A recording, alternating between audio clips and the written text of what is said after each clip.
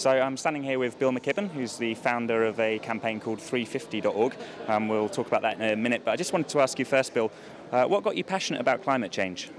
You know, I wrote the first book about global warming. It came out 21 years ago, a book called The End of Nature.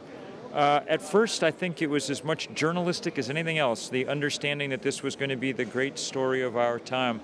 As the decades have gone on, I've seen more and more the human face of climate change and understood all the reasons to really want to spend one's life working on it. And you're the founder of an organization called 350 and a global movement called 350. Yes. So what is 350? So 350 is the most important number in the world, though we didn't know it until 3 years ago. The scientists have told us that any value for carbon in the atmosphere higher than 350 parts per million is, as the NASA team put it, not compatible with the planet on which civilization developed or to which life on Earth is adapted. Since we're already well above 350 at about 390 parts per million, it's not a good thing. That's why the Arctic is melting. It's why Russia catches on fire. It's why Pakistan drowns. It's why we need a hell of a lot more movement than, you know, the people at the plenary sessions are really talking about right now.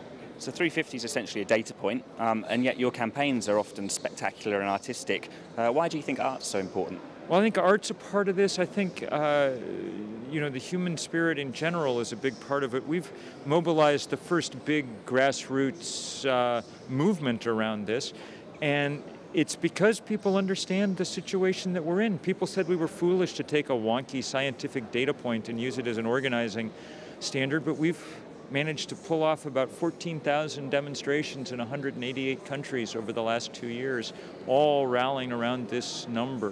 Mm-hmm. It's a measure that people are completely able to understand. We're too high. There's too much. We got to cut.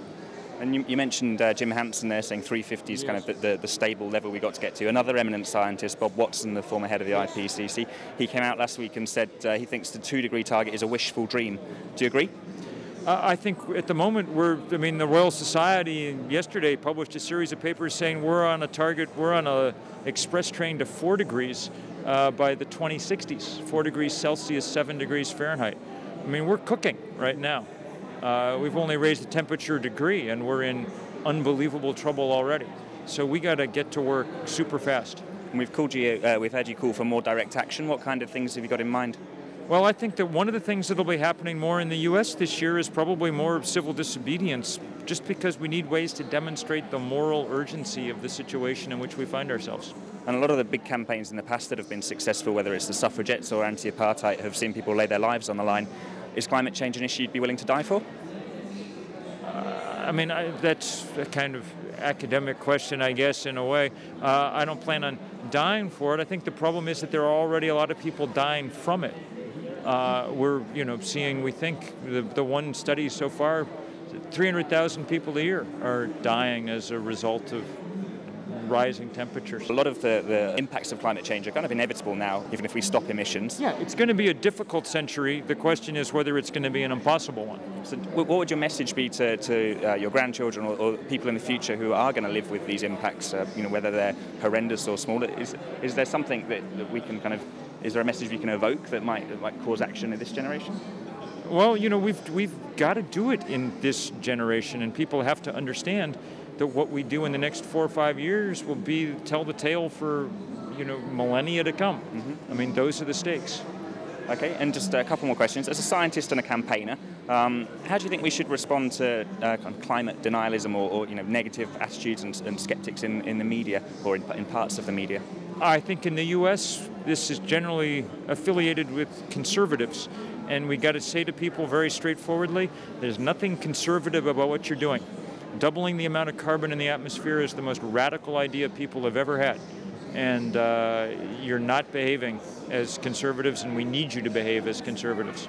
Okay, and then just finally, it seems what you're calling for is a fundamental restructuring of society. You said just now that you want to take on the central economic proposition of modern life. How are you going to sell this to people unless they're really suffering from the impacts of climate change? Well, there are actually, of course, lots of people who are suffering from the impacts, and that's why much of the great support that we find comes from all over the poorest parts of the world. it's going to be a test of humans' ability for empathy and foresight and everything else. We'll see how we do. No predictions. No predictions, okay. Well, maybe that's an appropriate note to leave it on. Thanks very much for joining us, Bill. Thank you very much.